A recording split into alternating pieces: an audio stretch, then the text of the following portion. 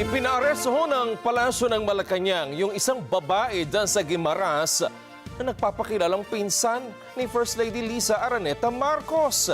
Ang suspect nag-aalok ng kontrata sa mga government projects, promotions at maging appointments kapalit ng pera. Balitang hatid ni Mar Gabriel. Inaresto ng mga operatiba ng PNP Criminal Investigation and Detection Group ang babaeng ito at 3 iba pa sa ikinasang entrapment operation sa Barangay Sabang sa Sibunag, Guimaras. Nakilala ang suspect na si Maggie Cacho na kasalukuyang kumakandidato sa pagkagobernador sa probinsya at nagpapakilala raw na malapit na kamag-anak ng pamilya Marcos.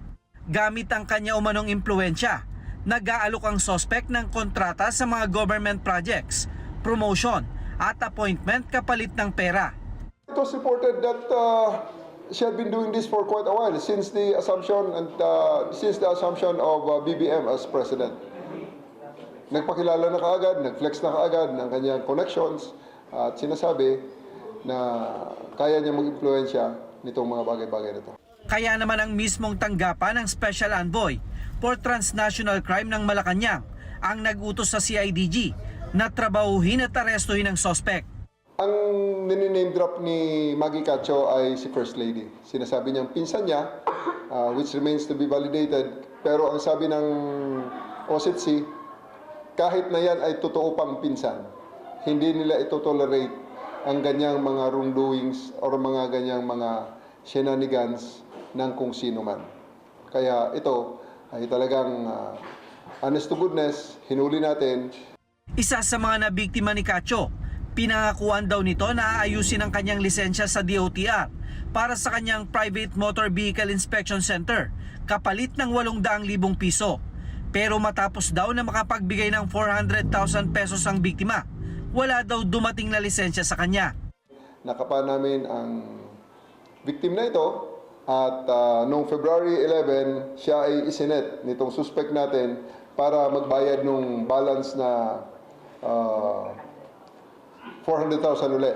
So ikinasa natin ang entrapment operation and because of that, nang ibinigay natin ang 400,000, inaresto na natin itong si Maggie Cacho. We are giving this information to the media para manawagan din sa iba pang nabiktima para magsampa ng kaso. Kasamang naaresto sa operasyon ang 2 tauhan ng Philippine Coast Guard na nakuhanan ng 2 baril at mga bala.